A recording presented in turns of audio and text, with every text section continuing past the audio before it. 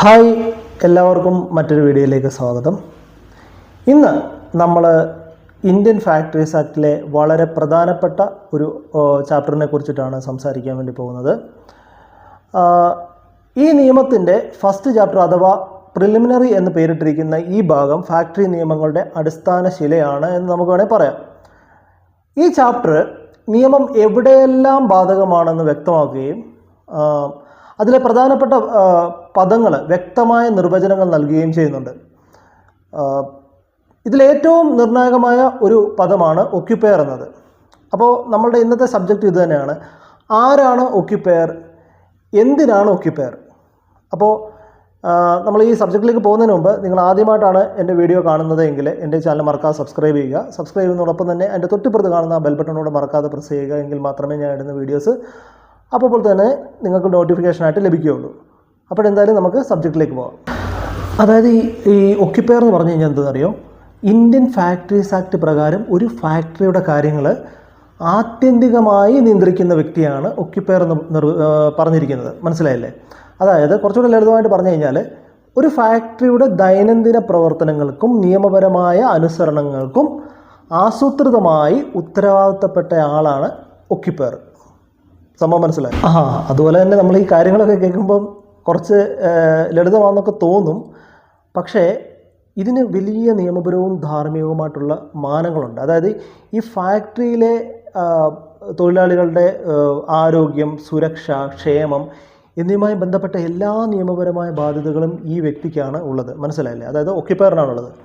ഒരു ഫാക്ടറിയിൽ ഉണ്ടാകാവുന്ന അപകടങ്ങൾ, ആരോഗ്യ പ്രശ്നങ്ങൾ, മറ്റ് ലംഘനങ്ങൾ എന്നിവയുടെ എല്ലാം പ്രഥമ ഉത്തരവാദിത്വവും ഈ ഒക്യുപ്പയറിലാണ് വന്നു ചേരുന്നത്. മനസ്സിലായില്ലേ?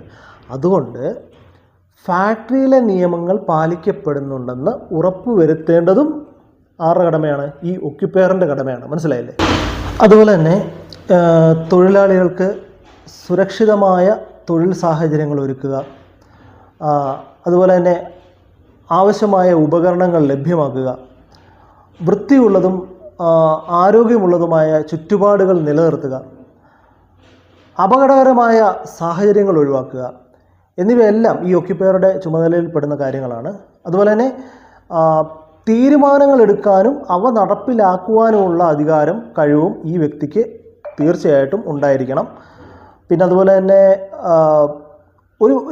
ഇതൊരു കേവലം പേരിനൊരു പദവി വഹിക്കുന്നതിനപ്പുറം ഫാക്ടറിയുടെ ഓരോ കാര്യത്തിനും സജീവമായ ഇടപെടൽ നടത്തേണ്ട ഒരാളായിരിക്കണം ഒരു ഒക്യുപ്പയർ. മനസ്സിലായില്ലേ? ഈ പുതിയ ഒരു ഉദാഹരണം പറയുകയാണെങ്കിൽ ഒരു മിഷൻ നമ്മൾ ഒരു സെറ്റ് ചെയ്യുന്ന സമയത്ത് സുരക്ഷാ മാനദണ്ഡങ്ങൾ പാലിക്കുന്നുണ്ടെന്ന് ഉറപ്പാക്കേണ്ടതും തൊഴിലാളികൾക്ക് അതിന് കറക്റ്റായിട്ടുള്ള ട്രെയിനിങ്ങും കാര്യങ്ങളും ഒക്കെ നൽകേണ്ടതും ഈ ഒക്യുപ്പയറുടെ ഡ്യൂട്ടിയിൽ വരുന്ന കാര്യങ്ങളാണ്. മനസ്സിലായോ? അതുപോലെ തന്നെ ഒരു കമ്പനിയോ മറ്റു കോർപ്പറേറ്റ് ബോഡിയോ ആണ് ഫാക്ടറി നടത്തുന്നതെങ്കിൽ ആ കമ്പനിയുടെ ഡയറക്ടർമാരിലെ ഒരാളെയാണ് നിയമപരമായി ഒക്യുപ്പയറായി കണക്കാക്കുന്നത്. ഇനിയിപ്പോൾ ഒരു കേന്ദ്ര സർക്കാരോ സംസ്ഥാന സർക്കാരോ നടത്തുന്ന ഫാക്ടറികളാണെങ്കിൽ സർക്കാർ ആരെയാണോ ഔദ്യോഗികമായി നിയമിക്കുന്നത് ആ വ്യക്തിയായിരിക്കും അവിടുത്തെ ഒക്യുപ്പയറായി കണക്കാക്കുന്നത്. മനസ്സിലായില്ലേ?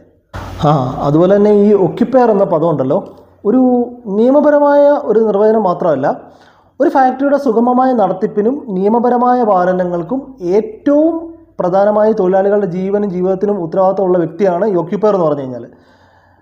പിന്നെ അതുപോലെ തന്നെ ഈ നിയമം ഉണ്ടല്ലോ, ഈ ഫാക്ടറി പ്രവർത്തനങ്ങളിൽ സുരക്ഷയ്ക്കും ക്ഷേമത്തിനും മുൻഗണന നൽകാൻ ഉടമസ്ഥരെയും മാനേജ്മെൻറ്റിനെയും നിർബന്ധിതരാക്കുന്നു എന്നുള്ളതാണ്. ഏതൊരു വ്യവസായ സ്ഥാപനത്തിലും ഉൽപ്പാദനക്ഷമത പോലെ തന്നെ പ്രധാനമാണ് തൊഴിലാളികളുടെ ക്ഷേമം എന്നതിൻ്റെ ഓർമ്മപ്പെടുത്തൽ കൂടിയാണ് ഈ ഒരു സംഭവം. അതുപോലെ തന്നെ ഈ ചുരുക്കത്തിൽ പറഞ്ഞു കഴിഞ്ഞാൽ ഇന്ത്യൻ ഫാക്ടറീസ് ആക്ടിലെ ഒക്യുപ്പയർ എന്ന ആശയമുണ്ടല്ലോ, വ്യവസായ സുരക്ഷയുടെയും തൊഴിലാളി ക്ഷേമത്തിൻ്റെയും ഒരു ആണിക്കല്ലാണ് എന്ന് വേണമെങ്കിൽ നമുക്ക് പറയാവുന്നതാണ്. അതുപോലെ തന്നെ എനിക്ക് അവസാനമായിട്ട് പറയാനുള്ളത്, നിയമപരമായ ഉത്തരവാദിത്തങ്ങൾക്കപ്പുറത്ത് മാനുഷികമായ ഒരു സമീപനവും ധാർമ്മികവുമായ പ്രതിബദ്ധതയും ഒരു ഒക്യുപ്പയർക്ക് ഉണ്ടായിരിക്കേണ്ടത് വളരെയധികം അത്യാവശ്യമാണ്. എങ്കിൽ മാത്രമേ നമുക്ക് സുരക്ഷിതവും ആരോഗ്യപരവുമായിട്ടുള്ള ഒരു തൊഴിൽ സംസ്കാരം കെട്ടിപ്പടുക്കാൻ നമുക്ക് സാധിക്കൂ എന്ന് ഓർമ്മിപ്പിച്ചുകൊണ്ട് മറ്റൊരു ദിവസം മറ്റൊരു വീഡിയോയുമായിട്ട് വീണ്ടും കാണാം. Good bye.